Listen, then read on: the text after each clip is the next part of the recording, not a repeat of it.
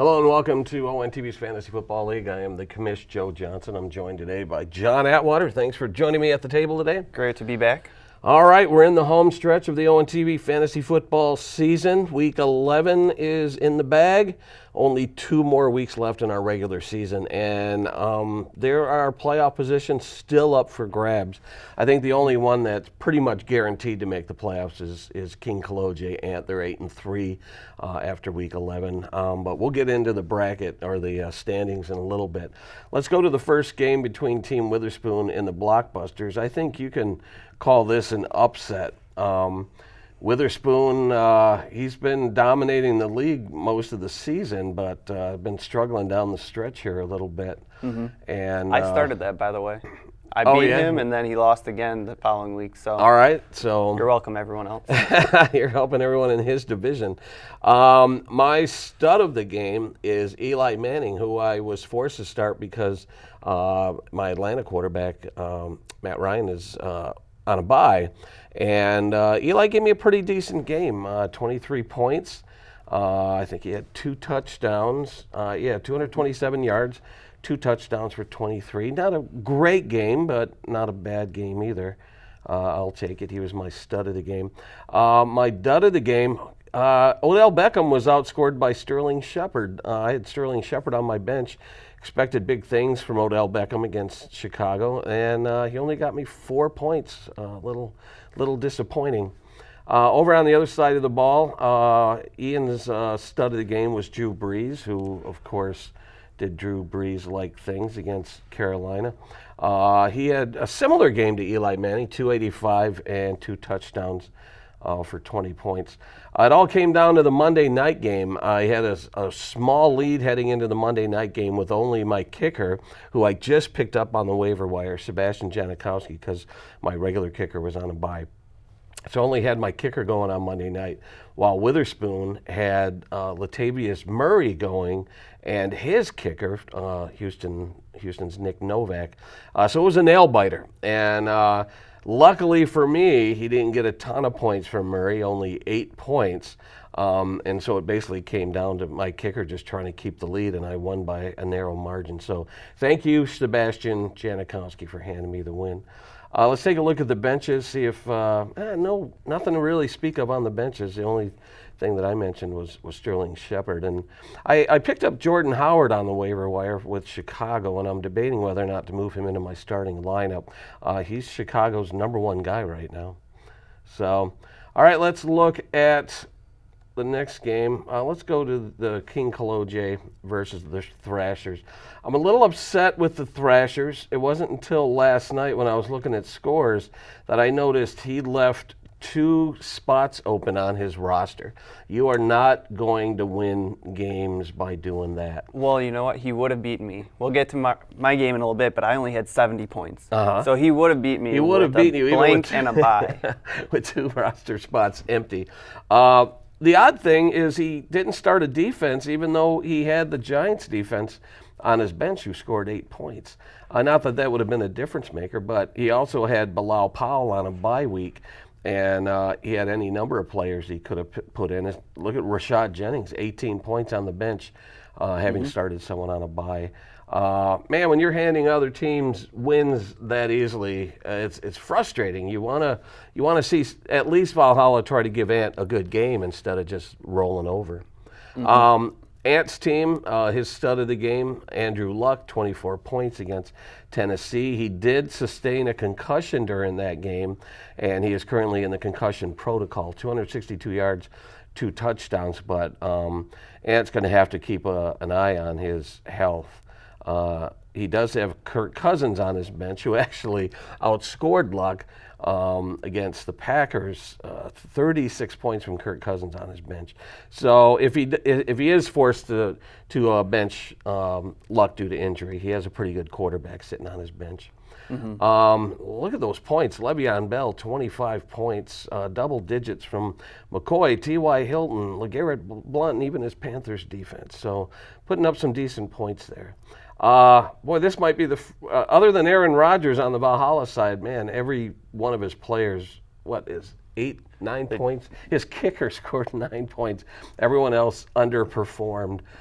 He did get 38 points from Aaron Rodgers, who, people are really criticizing this season, despite the fact that, at least when it comes to fantasy, he's putting up decent numbers. Look at the yardage. Look at the touchdowns. He's producing for fantasy teams, but people keep saying it's not the same Rodgers that we're used to seeing. So he's okay starting Rodgers, but he's going to have to shake things up in his starting lineup and make sure you fill those gaps, before the kickoff of the Thursday game there. I think I have him next week, so maybe we won't tell him. All right. We'll keep it hush-hush. Let's look at Irish Brogues versus the Undeflated.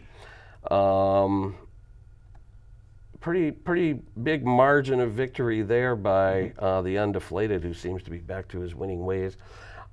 He got 39 points from Tom Brady. Tom Brady is back at it.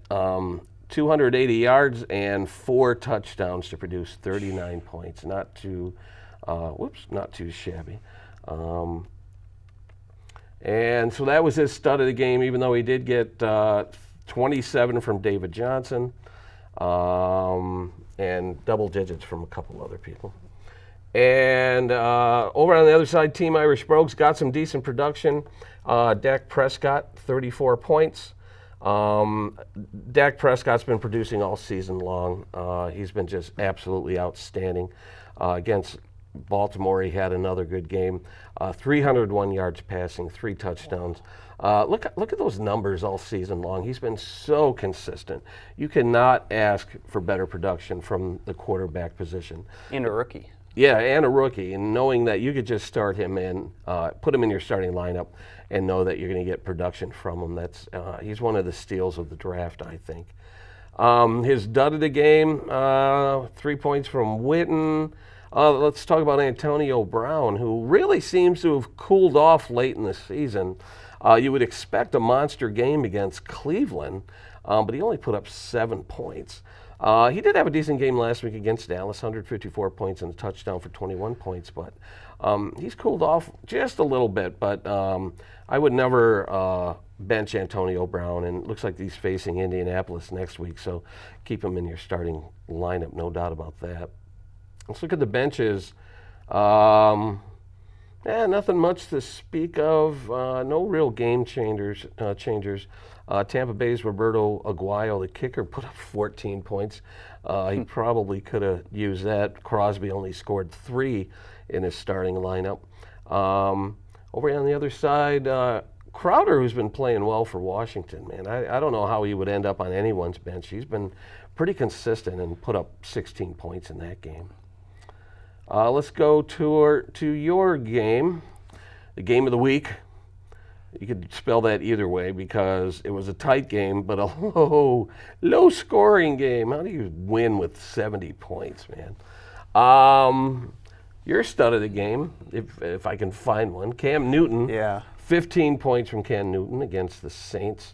What did he do? He had 192 yards and a touchdown. I've been really disappointed with Cam Newton. He's been up and down, but he's not as consistent as I'd like him to be. I thought he was going to be 20 points every game all season long, like he was last year, but he's had some concussion issues going on and injuries, and the Panthers just haven't played well all year this year. So I'm a little disappointed in him, but.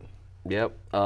Man, you're lucky to pull out the victory despite the fact that Golden Tate got you -1 points. He fumbled apparently during the game. Talk about that. He fumbled during the game. He was positive, I think, 3. So I had the 3 points out of him. And as the game's going on, he's still getting targeted, but not catching passes, or they're being called back and whatever.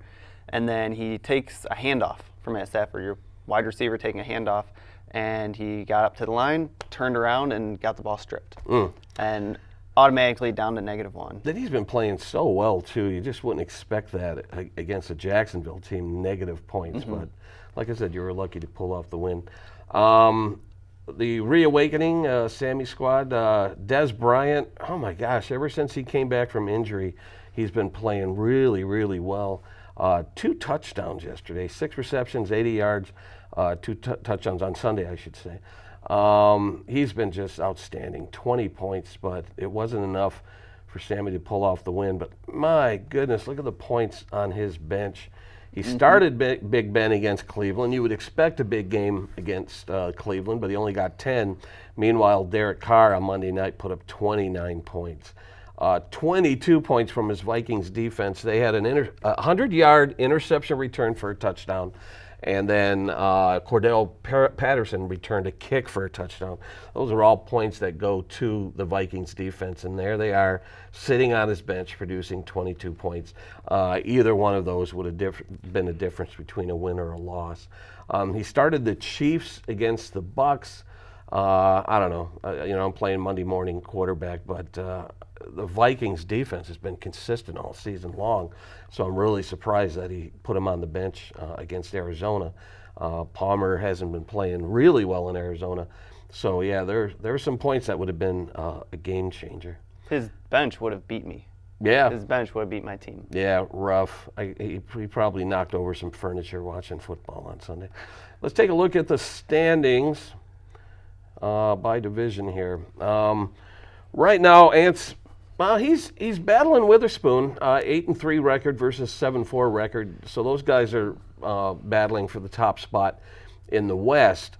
As you can see in the East, it's anyone's game. Undeflated is clinging to a one-game lead in the East with a 6-5 record. I'm knocking on his door with a 5-6 record, which I did not expect. I started off the season sluggish, but I put together a few wins to be in the mix. So I'm only one game back with 2 games left in the season. Thrashers is pretty much out of it. That's probably why he's not putting up a full roster, but hopefully he'll continue to fill his roster out. So yeah, it's going to be interesting. You're 3 games back with 2 games. So you're basically battling for what that number 2 seed. If Witherspoon can lose a few games and you win a few games, you'll be battling for maybe a wild card or something. But yeah, Witherspoon or Kevin, Team Irish Brogues, right above me there. Yeah. If he loses out and I win out the next 2 games, end of our season, then I will be seeded 4th. Wow. And be in the playoffs. Let's look at the projected bracket right now. Right now, it's in round 1. It's Team Irish Brogues versus Ant, and Team Witherspoon versus Undeflated. But I have a feeling that may change in the next week. All right, we're going to take a little break, and when we come back, we're going to look ahead to Week 12 and make some predictions, and hopefully give you a little help with your starting lineup. Stay tuned. We'll be right back after this. Residents are invited to line the streets of downtown Lake Orion on Saturday, December 3rd at 6 p.m. for the 2016 Orion Area Lighted Christmas Parade. The parade starts at Blanche Sims Elementary School and travels north on Broadway before coming to an end at the Eamon Center. More than 75 community groups, including scouts, dignitaries, and marching bands, will entertain spectators of all ages. And of course, Santa Claus and Mrs. Claus will appear in person to usher in the holiday season and will attend a meet and greet at Village Hall after the parade. If you'd like to participate in the parade or for more information, including the parade route, visit orionlightedparade.org. Thank you. Merry Christmas. And welcome back to ONTV's Fantasy Football League. I'm Joe Johnson, along with John Atwater. And we are going to look ahead to Week 12. What we do every week is we look at the worst fantasy defenses out there. And while San Francisco is ranking in the bottom 5, if not dead last in just about every category. They're 32nd overall. They're going to be taking on traveling to Miami. Ranked 31st are the Falcons. They're going to be hosting the Arizona Cardinals. Ranked 30th are the Cleveland Browns. They're going to be hosting the New York Giants. Oof, there's my Giants. Look like they might have a big game. 29th, Indy is traveling to Pittsburgh. 28th, the Packers, whose defense is surprisingly soft all season, they're taking on Philly. And our beloved Detroit Lions, this is going to be a big divisional matchup against Minnesota. They're ranked 27th overall, so that could be a shootout this weekend. Let's break it down by skill position. Oh, by the way, the Lions are playing Minnesota on Thursday night. Thanksgiving. Yeah, Thanksgiving that's right. Day. I forgot. It's Thanksgiving weekend, everybody. So, yeah, that's going to be a fun game as you're digesting dinner. And all right, so let's break it down by skill position. Let's look at the quarterback position. Ranked dead last against quarterbacks are the Atlanta Falcons, which is surprising. They're going to be taking on Arizona. Carson Palmer's been kind of hit and miss all season. Last week he only had 198 yards passing. He did score two touchdowns against Minnesota, but he had 2 interceptions. So it's going to be an interesting game. He should rebound against the Falcons. You don't have Palmer, do you? Would you start Palmer this week if you had him? I don't know. Yeah. I'm not a big fan of Palmer. He has his moments, but it would depend on who else you have. Right, You know, exactly. If your second option isn't as good as him, then you have to. If you're a Palmer owner, though, you got to be licking your chops against that Atlanta ranked dead last team there. All right, ranked 31st against quarterbacks are the Detroit Lions. They're going to be hosting, right? They're hosting Sam Bradford, who again has been struggling a good part of the season. He started off strong. He's been struggling lately. Last week against Arizona, he only had 169 yards and a touchdown. What are you expecting here? Do you see Minnesota giving Detroit a game on Thursday? It was a good game the first time they played. I don't see why it wouldn't be a good game again. Yeah. Probably another late fourth quarter heroics by Matt Statsford, but I don't know if my heart can take it, man. They're always pushing it to the fourth quarter. What was it like? Was it? I heard them talk about this during the game on Sunday that 5 of their 6 wins or something, they were trailing in the fourth quarter and had to come back to win or something. I think it was all of their 6 wins. All of their 6 wins? Wow, that's crazy. Yeah, let's hope for a Detroit win, and let's hope for an entertaining game on Thanksgiving. Ranked 30th against quarterbacks, we have the Indianapolis Colts hosting Pittsburgh in Big Ben. After a dud of a game against Cleveland, only 167 yards and no touchdowns against Cleveland. He did throw the previous week for 408 yards, 3 touchdowns against Dallas in Week 10. So facing Indy, you got to expect him to put up big numbers, don't you? Yeah, if he plays down against down teams and big against bigger teams, he's going to come through, I think. Yeah, it's going to be an interesting one to watch. I'm going to give Big Ben the edge here. I think he's going to put up some numbers. Ranked 29th against quarterbacks, Cleveland Browns. The lowly Cleveland Browns taking on my New York Jets. Eli Manning's been turning things around after a disappointing start to the season. I benched him in our league. I think I sent him a message, and he's received it, and he's been playing well. Last week against Chicago, 227 yards, 2 TDs. The previous week, or previous game in Week 10, 240 yards and 3 TDs against Cincy. Man, I'm expecting a multi-touchdown game against Cleveland. I hope. I want Cleveland to go 0-16 so that the Lions don't have to share that title alone. No longer be the worst team in NFL history. We'll see. I'm kind of rooting for Cleveland, but not against the Giants. Ranked 28th against quarterbacks, the Tampa Bay Bucks. Will have a pretty darn good quarterback of their own. They're going to be taking on Seattle and Russell Wilson. Interesting watching highlights from that game over the weekend. Not only did he throw for 272 yards and a touchdown, Wilson did against Philadelphia, but he caught a touchdown pass. Did you see that? No, I missed that. Yeah, he gave the ball to Baldwin and took off, and Baldwin stopped and threw it to Wilson for a touchdown. You don't see that in the NFL. No.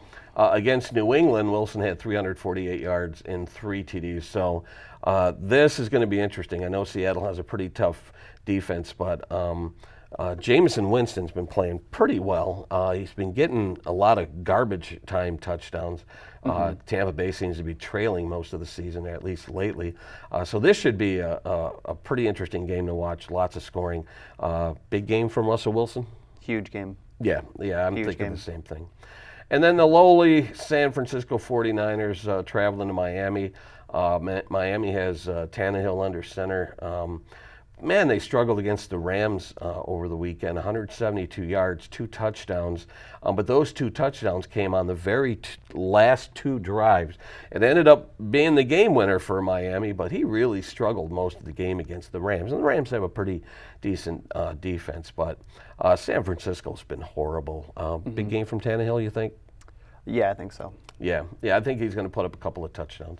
Let's move on to running backs. Again, the lowly San Francisco 49ers are ranked dead last against running backs. They're traveling to Indianapolis. They're going to be facing Frank Gore, who had 2 touchdowns in Week 9 against Green Bay, but 0 last week against Tennessee.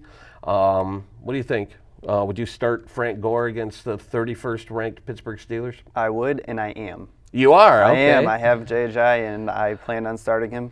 Even though he didn't score any touchdowns last week, he still got close to 10 points. So in yardage? Through yardage. All right, so let's see if Gore will produce. 30th ranked San Diego Chargers traveling to Houston. Houston has Lamar Miller, who on Monday Night Football had a really nice game, 104 yards and 1 touchdown against Oakland. Again, this should be a really interesting game. Houston's been struggling a little bit in the passing game, but San Diego's been soft on the running game. Big game from Lamar Miller? Yeah, I think so. I mean, he's had a good season so far, so I don't see why he would stop against the 30th ranked Chargers. Yeah, he would definitely be in starting lineup. Ranked 29th, we have the Cleveland Browns again hosting the New York Giants. The Giants have been kind of experimenting in the running game a little bit. They've brought Paul Perkins in, who started off the season injured, but they've worked him into the rotation. But their number one guy is Jennings, who against Chicago rushed for 85 yards and a touchdown. So if you're going to start any Giants running back, I would start Jennings and expect good things against Cleveland. But I have a feeling that Eli's going to air it out against the Browns. Ranked 28th against running back, the Atlanta Falcons. They're going to be hosting the Arizona Cardinals. What can you say about David Johnson? Last week against the tough Minnesota defense, 103 yards rushing and a touchdown. He has a total of 10 rushing touchdowns on the season. Man, would you agree David Johnson's just been impressive this season? He's been impressive. I think he's going to stay impressive. Yeah. I think he's just going to blow up against Atlanta. Yeah, definitely. When the season's all said and done, he's definitely a top 5 back. Ranked 27th against running backs, Indianapolis Colts they're hosting the Pittsburgh Steelers. Le'Veon Bell, he only scored his 2nd touchdown of the season last week against Cleveland, but he rushed for 146 yards plus that 1 touchdown to give him a total of 2 against Indy. What are you expecting from Bell? Bell, I hope he has a great game. Michigan State guy from the mitten, but he's got to stay off the drugs. Yeah. Because he missed the first couple games of the season, which hurts his stats. And yeah, I don't know if the coaches are punishing him, not giving him the touches, when they get in the red zone, close to the end zone. But yeah, I think I'm going to predict that he finds the end zone this week against Indy. And let's talk about wide receivers. Again, ranked dead last against wide receivers are the San Francisco 49ers. Wow, they're going to have to make some changes in the offseason, if not before. They're traveling to Miami, as we said. About the only wide receiver on the Miami squad that I'd want to talk about is Landry. He had a TD against the Rams. It was only his 2nd of the season. Devontae Parker was 8 for 79 in the TD against the Rams. So I would feel comfortable starting either one of those guys, even though Miami's not putting up a lot of passing TDs. Ranked 31st is Chicago. They're going to be taking on the Titans. Rishard Matthews had a big game against Indy, 122 yards. And in the past 3 previous games, he scored 4 TDs. So I'd feel confident putting Rishard Matthews in your starting lineup against Chicago.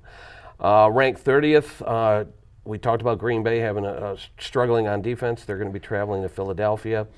Let's talk about Jordan Matthews. He only has 3 TDs on the season, 0 over the last 3 games. Even though they're playing a soft Green Bay defense, would you feel comfortable about starting any Philly wide receivers?